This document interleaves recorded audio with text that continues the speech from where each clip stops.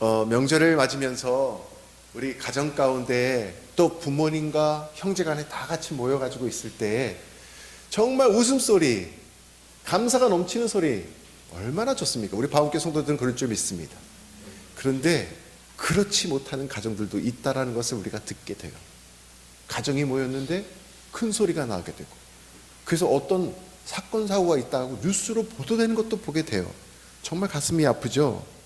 왜 그럴까요? 저는 오늘 말씀을 통해서 그 답을 얻고자 합니다. 여러분, 우리 몸에 혈관이 있는 건 다들 아시죠? 내가 보지는 못해도 내 몸속에 혈관이 있는 건 다 알고 있습니다. 근데 그 혈관의 길이가 어느 정도 된다는 것도 들어보신 적은 있으시죠?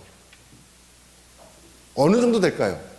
내 몸에 있는 혈관을 다 뽑아가지고 길이를 쫙 길게 늘어뜨린.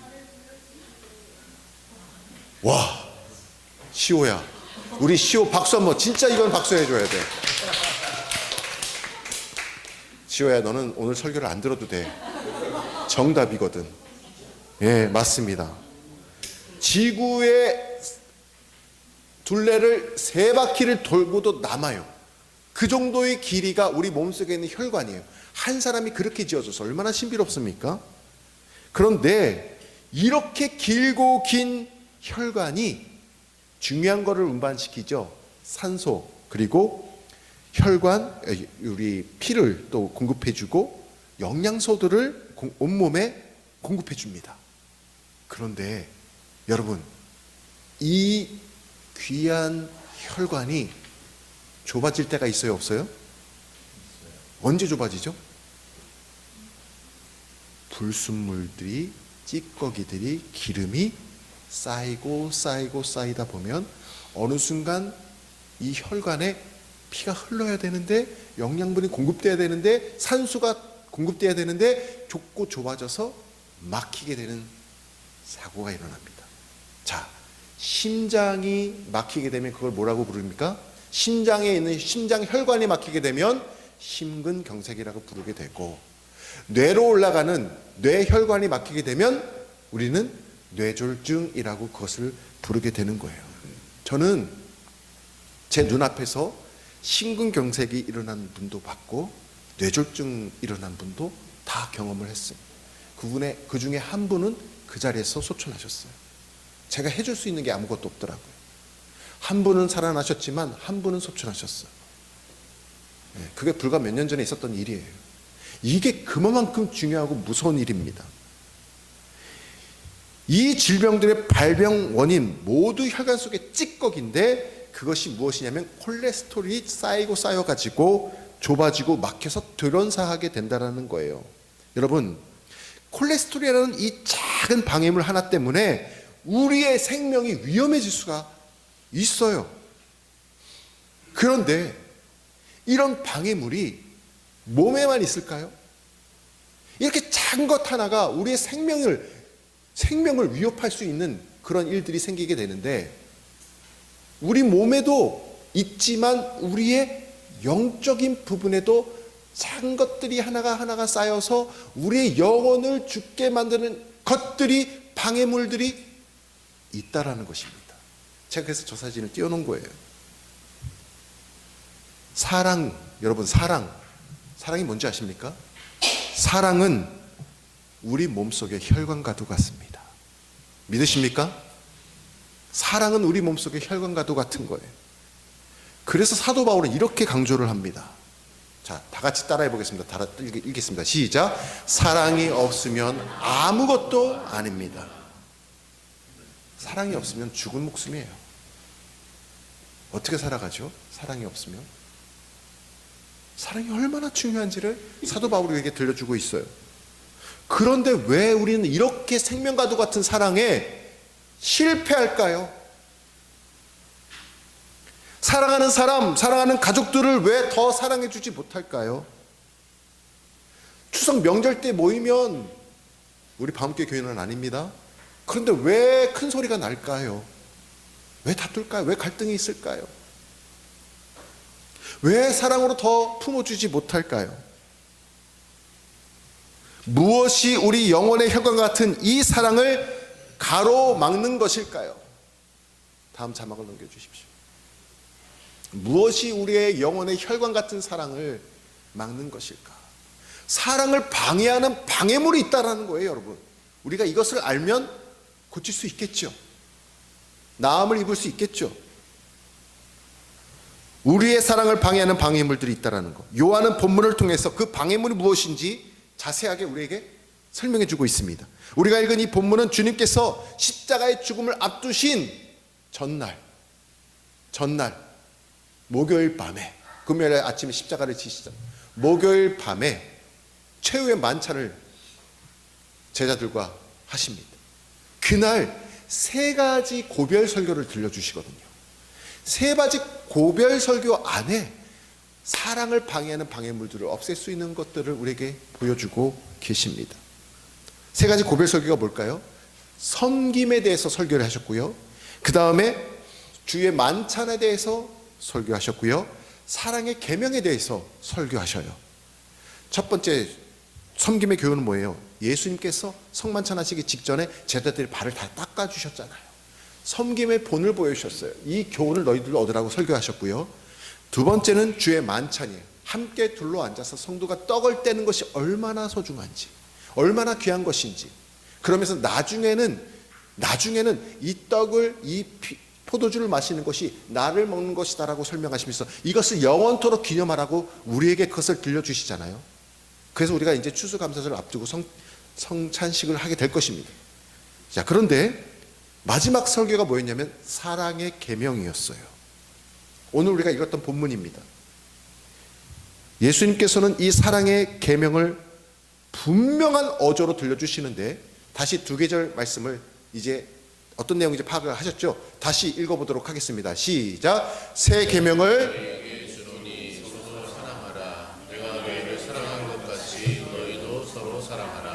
너희가 서로 사랑하면 이로써 모든 사람이 너희가 내 제자인 줄 알리라. 아멘. 여기 본문 자세히 들여다보면은요, 이 사랑의 계명이 앞뒤 문맥을 다 살펴보면은 두 제자의 대화의 사이에 이 사랑의 계명이 딱 들어가져 있어요. 요한복음 13장 전체를 읽다 보면은 앞에 제자, 뒤에 제자의 대화가 있는데 그 사이에 이 사랑에 대한 말씀이 갑자기 생뚱맞게 싹 들어가 있는 거예요. 왜 예수님이 이 중요한 사랑의 계명을 두 제자와 대화하는 사이에 끼워 놓으셨을까요? 바로 가룟 유다와 베드로 두 제자와의 대화가 모두 부정적인 내용을 담고 있기 때문에 그렇습니다. 앞에도 부정, 뒤에도 부정인데 고별 설교하는 가운데 긍정을 심어줄 수 있는 사랑을 딱 심어주셨어요. 가룟 유다는 무슨 대화를 했을까요? 예수님을 팔 거다 네가. 베드로는 뭘 얘기를 했을까요? 네가 나를 3번 부인할 거야. 그 대화가 앞뒤로 있는 가운데에 생뚱맞게 사랑의 계명을 예수님께서는 딱 집어넣어서 우리에게 들려주고 있는 것입니다. 유다의 배신과 닭이 울기 전에 베드로의 부인. 왜요? 영혼의 콜레스테롤이 딱 끼기 좋은 상태잖아 지금. 부인하고 배신하는데 영혼이 막히지 않겠어요? 사랑이 끊기지 않겠어요? 그런데 그 영혼을 뚫어줄 수 있는 것은 뭐냐? 서로 사랑하라는 걸 다시 심어주고 계시는 거예요. 그래서 이것이 중요해요. 여러분, 사랑을 방해하는 방해물의 첫 번째 요소 두 가지 오늘 살펴보고 말씀을 마칠 거예요. 첫 번째는 뭐냐면 나의 움켜진 손이에요. 이게 우리의 사랑하는 것을 방해하는 거예요. 내가 움켜진 이 손을 펴면, 그것을 내가 좀 내려놓으면 난 자유할 수가 있어요. 난 더 사랑해 줄 수가 있어요. 그런데 그게 아니야. 움켜쥐고 있다라는 거예요. 누구를 통해서 이것을 볼 수 있습니까? 오늘 13장 앞부분에 보면 가룟 유다 얘기를 통해서 우리가 이것을 볼 수가 있는 거예요. 가룟 유다의 삶을 통해서 예수님 우리에게 보여주시는 사랑의 방해물은 그가 움켜쥐고 있는 손이에요. 손을 움켜쥔 사람의 목적은 무엇일까요? 왜 움켜쥐고 있어요? 하나예요. 돈이에요. 돈. 욕심이에요. 명예도 될 수 있고 권력도 될 수 있지, 모든 게 다 될 수 있어요. 그러나 가장 핵심은 돈이에요. 돈을 꽉 쥐고 놓지 않겠다라는 것입니다. 내가 어떻게 이 돈을 마련했는데 나 이거 끝까지 지킬 거야. 나 지킬 거야? 아니, 더 확장해 나갈 거야. 절대 놓을 수 없어. 이런 마음이 든다라는 거죠. 보존하려는 마음, 높이려는 마음, 자기 자존심 높이려는 거, 지위를 어떻게 지킬 것인가, 온통 거기에만 관심이 가 있는 거예요. 나 자신밖에 모르고 내 편리도 살아가는 것이 최대 인생의 과제를 삼는 겁니다. 그 사람들은 움켜쥔 손에 저것을 꽉 쥐어잡고 놓지 못하는 거예요. 그런데 예수님께서 그런 자들에게 이렇게 말씀하십니다. 마태복음 6장 24절에서 이렇게 말씀하고 있어요. 자, 저 빨간 포인트를 잘 눈여겨보시면서 같이 읽겠습니다. 시작. 한 사람이 두 주인을 섬기지 못할 것이니 혹 이를 미워하고 저를 사랑하거나 혹 이를 중히 여기고 저를 경히 여김이라. 너희가 하나님과 재물을 겸하여 섬기지 못하느니라. 아멘. 여기 보시면 하나님과 재물을 동시에 섬길 수 없다라고 예수님께서 말씀해주고 있습니다. 우리말 성경에는 재물이라고 기록되어 있잖아요. 그렇죠? 근데 헬라어 원어 성경에 보면 재물을 뭐라고 헬라어 단어가 적혀 있냐면 맘몬이라고 적혀 있습니다. 맘몬이 재물이라는 뜻이 헬라어로. 맘몬이 돈이란 뜻입니다. 여러분, 맘몬이란 무엇이냐면 제가 이렇게 표기해 놨어요. 잘 보세요. 맘몬이란 무엇이냐면 돈을 신격화하는 게 맘몬이에요. 그게 맘몬 우상주의예요. 돈을 신격화해요. 또 거기서 끝나지 않습니다. 돈에 대한 욕심, 그냥 욕심이 아니야. 돈에 대한 욕심을 인격화한 것이에요. 이게 맘몬이고 이게 우상입니다. 하나님이 이것을 내려놓으라는 거예요. 움켜진 맘몬 사상, 맘몬, 그것을 신격화하지 말고 인격화하지 말고 내려놓으라는 거예요. 야, 욕심이 인격화가 됐대요. 마치 나를 지배해. 신격화가 됐어요. 우상 숭배가 되는 거예요. 여러분, 만mon에 초점을 두고 돈을 벌기 위해 매진하다 보면은, 잘 보세요. 아, 내가 돈을 벌어야겠다. 뭐 좋은 동기일 수도 있어요. 그것을 선하게 사용하기 위해서 선한 목적을 가지고 돈을 벌어야겠다 하면은 진짜 열심을 내면 돈이 벌릴 수 있습니다. 그리고 돈이 잘 벌릴 수도 있고 내가 진짜 부자가 될 수도 있어요. 그런데 거기까지는 오케이. 그런데 그 다음에는 어떻게 되느냐? 부자가 되면 더 욕심이 커집니다. 이걸 잘 유지하고 싶어져. 그리고 더 원하게 돼. 여러분, 돈으로 부채질하는 사람 봤죠? 돈으로 부채질하는 사람 봤죠? 그게 뭔지 아세요? 자신감을 드러내는 거예요. 돈이 있다 이거죠. 재력이 있다 이거죠. 나 성공했다 이거죠. 나 명예욕 있고 권력 있다 이거죠. 그렇게 부채질하는 사람은, 잘 보세요, 어디로부터 자신감을 얻기 시작합니까? 돈으로부터 얻는 거예요. 하나님을 믿는 우리는 어디로부터 자신감을 얻어야 됩니까? 하나님으로부터 자신감을 얻어야 돼요. 뿌리가 달라지는 거예요.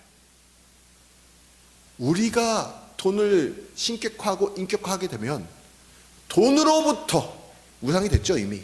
돈으로부터 자신감을 얻고 돈으로부터 뿜뿜뿜뿜 내가 세상에서 막 드러내며 살아가는 건데, 하나님으로부터 은혜를 입고 하나님으로부터 모든 능력을 입고 하나님으로부터 기도를 체험하고 살아가는 자들은 돈을 만몬하지 않습니다. 그것을 오히려 선하게 사용하지요. 버는 것보다 사용하는 게 더 중요한 거잖아요. 그래서 야고보서에는요 1장 15절에 이렇게 말합니다. 욕심이 커지고 커져서 욕심이 잉태한 즉 죄를 낳고 죄가 장성한 즉 사망을 낳느니라. 우리에게 명확하게 말씀해 주고 있는 거예요. 왜죠? 물질 만능주의, 성공주의가 만몬 사상하고 딱 맞물려 있기 때문에 그렇습니다. 여러분, 이 작은 손에 한번 움켜져 봤자 얼마나 움켜지겠어. 그렇죠? 근데 왜 이걸 못 피냐 이거예요. 이걸 피면은 하나님이 채우시는데, 이걸 내려놓으면 하나님이 도우시는데, 그걸 못 참아요. 그걸 못 기다려요. 주님이 주시는 사랑의 계명, 서로 사랑하라는 사람, 서로 사랑하는 거 어떻게 해야 지킬 수 있는지 아십니까? 가족끼리 어떻게 서로 사랑하는 줄 아십니까? 내가 움켜쥔 손을 펴면 서로 사랑할 수가 있어요. 내가 오라, 내 말 들어, 나 이거 있어, 이게 아니라 낮은 마음으로 부모님을 대하고, 낮은 마음으로 형제를 대하고, 그래, 내가 도와줘야지, 내가 함께 해줘야지, 내가 들어줘야지. 이럴 때 서로 사랑할 수가 있는 거예요. 어째? 내 움켜쥔 손에 있는 거, 되지도 않는 거 그냥 피우면 되는 거예요. 피면 돼. 내려놓으면 되는 거예요. 하나님은 그럴 때 서로 사랑하라, 이 사랑의 계명이 우리 가운데 실천하고 그가 내 제자라라고 칭해 주신다라는 것입니다. 21절 말씀을 같이 한번 읽어보겠습니다. 주님이 제자들의 발을 다 씻기신 후에 제자들을 놀라게 하셨어요. 21절 말씀 아까 읽지 않았거든요. 앞부분에 있는 말씀입니다. 같이 읽겠습니다. 시작. 예수께서 이 말씀을 하시고 심령이 괴로워 증언하여 이르시되 내가 진실로 진실로 너희에게 이르노니 너희 중 하나가 나를 팔리라 하시니. 자, 아까 말씀드렸죠. 사랑 계명 앞에 가룟 유다 얘기가 나온다고 했잖아요. 지금 그 대목이에요. 가룟 유다 얘기를 꺼내고 계세요. 너희 중에 하나가 나를 팔 것이다라는 거예요. 청천벽력과 같은 말씀을 최후의 만찬하는 가운데 갑자기 하시는 거예요. 야, 이 상황을 여러분 잘 아시는 레오나르도 다빈치가 그림을 그렸어요. 뭐죠? 네, 사진을 제가 준비했어요. 자, 이게 진짜 실제 레오나르도 다빈치가 그린 그림, 사진 찍은 거예요. 거기에 앉아있는 12제자의 이름을 다 이렇게 표기를 해놨어요. 여러분 이해를 돕기 위해서. 자, 누가 누구인지 좀 보이시겠어요? 예수님의 일단 양옆에 있는 사람 누군지 좀 보세요. 누구예요? 얘는 예수님의 오른쪽에 앉아있는 사람. 여러분 보실 때 오른쪽이 맞죠? 요한, 그 다음 베드로, 그 다음 누구 앉아있어요? 가룟 유다가 앉아있죠? 자, 여러분 잘 보세요. 아셨습니까? 그거 혹시? 이게 특이한 점이 있어. 이 사진에, 이 그림에. 최후의 만찬이고 예수님이 함께 하는 식사니까 얼마나 즐거운 시간이 되어야 돼. 그렇죠? 그런데 한 사람도 서로 얼굴을 안 바라보고 있어요. 서로 눈을 마주치고 있는 사람이 있어요? 없어요. 무슨 일이 일어난 거예요? 지금 난리가 난 거예요. 보이십니까? 이제 해석이 되십니까?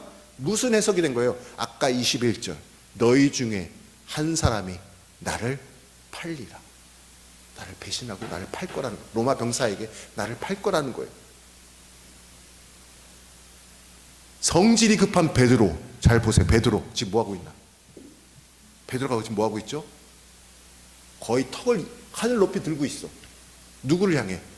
요한을 향해. 시선은 안 마주쳐요. 요한을 향해. 그게 뭐냐면 이렇게 해석될 수 있어. 야, 요한 너지? 너야? 너가 예수님 파는 거야? 마치 레오나르도 다빈치가 그걸 묘사한 것 같아요. 너야? 아니 너야? 너야? 서로가 지금 의심하면서 이야기하고 있는 장면입니다. 여러분 저런 가운데 식사하고 있다면 이런 생각을 해봤어요. 밥맛이 있을까요? 없을까요? 밥맛 없었겠죠. 저 분위기 어떨 거예요? 저 분위기 어떻게 이제 정리해야 돼?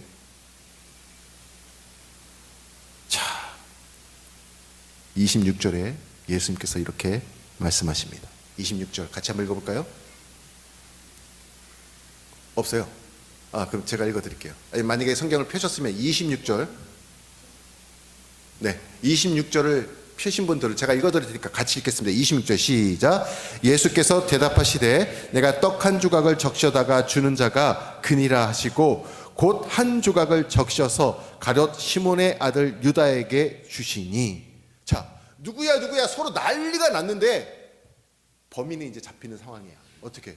예수님께서 떡을 한 짝 딱 가져다가 적셔가지고 한 조각을 주는 사람이라고 했는데 그게 누구에게 줬다는 거예요? 가룟 유다에게 주셨습니다. 유다가 그 떡을 받고 어떻게 할까요? 사실 바로 일어납니다. 일어나서 떠나요. 그 손을 마지막으로 펼 수 있는 기회였어. 그가 예수님 판 돈으로 얼마 받습니까? 이제 떠나서 예수님 팔러 가는 거거든요. 팔면 은 30을 받거든요. 근데 안 받았지만 마지막 기회였어. 그가 꽉 쥐고 있었던 그 물질에 대한 만몬을 펼 수 있었던 마지막 기회였는데 그가 스스로 발로 차고 나가는 거예요.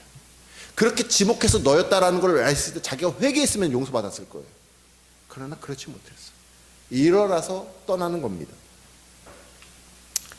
여러분, 한 공동체 안에서 재정을 맡는다는 것은 아주 특별한 거예요. 예수님께서 유다에게 이 재정을 맡겼다는 것은 신뢰했다는 거거든요. 그렇게 신뢰했던 그가 어떻게 했어요? 예수님을 배신하고 떠납니다. 여러분, 돈이 있으면 욕심이 생긴다니까요. 이걸 우리가 경계해야 돼요. 이게 사랑의 방해물이고 영적인 콜레스테롤이 돈이에요. 우리를 막게 해.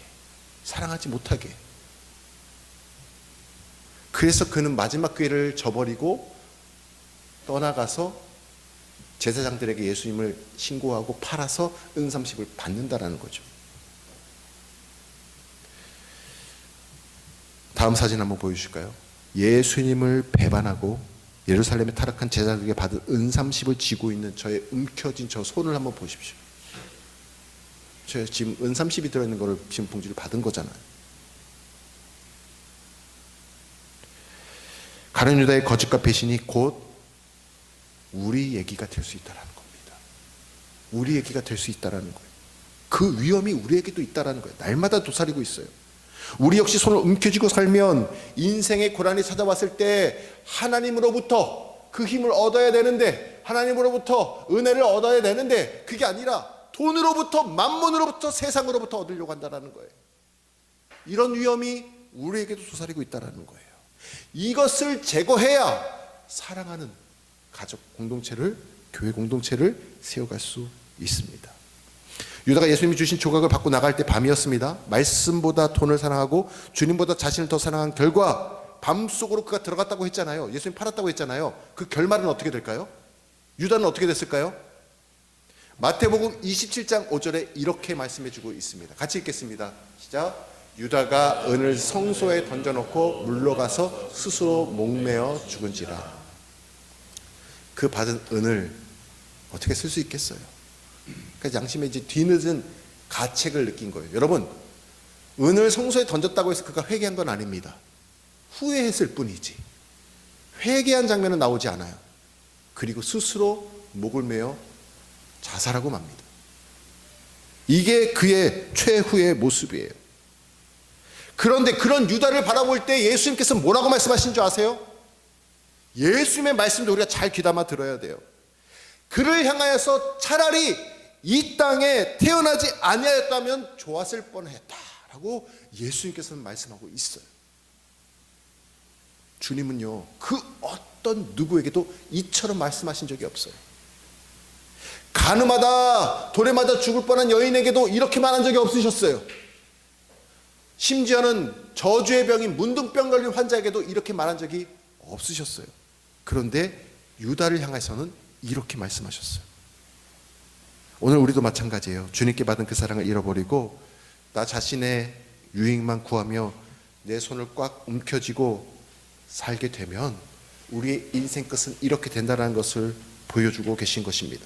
정말 주님이 주시는 사랑의 계명을 지키시기 원하신다면 저와 여러분의 삶 가운데 우리의 삶을 피고 하나님 앞에 드리는 삶을 살아가시기를 주님의 이름으로 축원합니다. 우리의 시간을 드리고 우리의 재능을 드리고 작지만 귀한 예물 하나님 앞에 드리시는 우리가 되기를 원합니다. 자, 그럴 때 서로 사랑할 수가 있어요. 두 번째, 방해 용서. 같이 한번 따라해 볼까요? 시작. 나를 신뢰하는 입술입니다. 우리가 손을 펴야 돼요. 근데 두 번째, 뭘 우리의 사랑을 방해하느냐? 우리 입술이 우리가 사랑할 수 있는 것을 방해합니다. 사랑의 계명 뒤에는 베드로가 나와서 예수님을 배반하는 얘기가 나온다고 했죠. 가룟 유다에 대한 말씀하신 주님께서는 제자들에게 사랑의 계명을 들려주신 이후에 베드로가 이 말씀을 잘 새겨듣지 않는 것을 보셨어요? 왜냐? 뒤에 바로 배신하거든요. 바로 자기는 안 그럴 거다라고 입술로 뭐라고 얘기하냐면 요한복음 13장 36절 같이 한번 읽어보겠습니다. 시작. 주여 주여 내가 지금은 어찌하여 따라갈 수 없나이까? 주를 위하여 내 목숨을 버리겠나이까? 37절도요.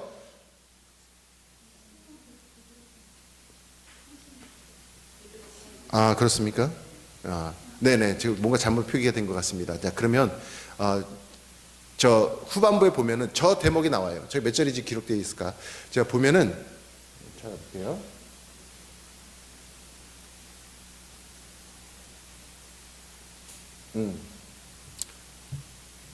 37절 말씀인데 앞부분에 베드로가 이르되를 빼고 제가 주요부터 적었네요. 37절 말씀과 38절 말씀이요. 37절과 38절 말씀을 같이 읽겠습니다. 시작. 베드로가 이르되 주여 내가 지금은 어찌하여 따라갈 수 없나이까? 주를 위하여 내 목숨을 버리겠나이다. 예수께서 대답하시되 내가 나를 위하여 내 목숨을 버리겠느냐? 내가 진실로 진실로 내게 이르노니 닭 울기 전에 내가 3번 나를 부인하리라. 아멘. 여기 한번 상상해 보십시오. 내 자신을 신뢰하고 있는 베드로의 모습이에요. 다른 사람들은 다 버려도 저는 절대 주님 버리지 않습니다. 자기 입술로 자기를 신뢰해. 누구를 신뢰해요? 자기 입술로 하나님을 신뢰하는 게 아니라 자기를 신뢰해. 그리고 나서는 닭이 울면 그 다음날 아침에 바로 부인합니다. 바로 부인해요. 이게 우리를 사랑하지 못하는 방해 요소라는 거예요. 뭐가요? 우리의 입술이. 우리 입술이 어떤 걸 얘기할 때? 나를 너무 신뢰할 때, 나를 너무 신뢰하고 오히려 다른 사람을 탓할 때, 왜 이렇게 얘기해? 난 이렇게 하는데. 비교할 때 사랑하지 못하죠. 사랑하지 못합니다. 저 사진은 무슨 사진인지 아십니까? 베드로가 예수님을 부인할 때 누구 앞에서 부인하냐면 모닥불 앞에서 쬐고 있잖아요. 십자가 근처에 모닥불을 쬐고 있을 때 너무 추워서 쬐고 있는데 한 여인이 와가지고 당신이 예수님 수제자 아니냐고 탁 콕 집어 얘기할 때, 아, 나 모른다, 예수님 모른다라고 부인하는 장면이에요. 그때 뭐가 울어요? 닭이 울잖아요. 오늘 말씀은 딱 간단합니다. 내가 움켜쥔 손을 내려놓으라. 그리고 나를 신뢰하는 입술을 닫으라는 거예요. 그리고 그 입술로 누구를 신뢰하는 고백을 하라는 거예요? 하나님을 신뢰하는 고백을 드리라는 거예요. 그러면 서로 사랑할 수가 있어요. 내 영적인 건강을 유지할 수가 있는 겁니다. 여러분, 우리가 십자가를 지실 예수님 앞에서, 우리가 죽기까지 사랑하시는 예수님 앞에서 십자가의 은혜와 십자가의 복음을 늘 기억하고 고백하는 우리의 입술이 되기를 축복합니다. 은혜를 망각하고 십자가의 은혜를 망각하면 나를 자랑하는 입술로 바뀌게 되는 거예요. 그래서 제가 이 자막을 준비했습니다. 복음은 십자가 앞에 다 내려놓는 것이고, 복음은 나는 할 수 없다고 자백하는 거예요. 누가 하시는 거예요? 하나님이 하시는 거예요. 그거를 고백하는 입술이 돼야 돼. 나를 신뢰하고 나를 자랑하는 입술이 되지 말고, 나는 할 수 없어요, 주님. 주님이 날 도와주셔야 돼요. 저는 연약합니다, 주님. 저와 함께 해주세요, 주님. 이게 복음이고, 이런 손과 입술을 우리가 지녀야 된다는 것입니다. 사랑하는 성도 여러분, 나의 움켜쥔 손, 나를 신뢰하는 입술, 하나님보다 앞서는 나의 모든 건 내려놓으시기를 바랍니다. 내가 너희를 사랑한 것 같이 너희도 서로 사랑하라. 언제 가능합니까? 움켜쥔 손을 내려놓고, 나를 자랑하던 입술을 닫고, 주님 앞에 저는 할 수 없어요. 주님의 은혜가 필요합니다. 자백하고 고백할 때, 그런 입술을 우리가 갖고 있을 때 우리는 하나님의 은혜 가운데 서로 사랑하며 살아갈 수 있다는 것입니다. 자, 마지막으로 따라해 보십시오. 사랑이 없으면 아무것도 아닙니다. 우리의 손과 입술이 사랑의 도구로 변화되어서 하나님의 사랑을 누리며 살아가는 저 여러분 되시길 주님의 이름으로 축원합니다. 기도하겠습니다.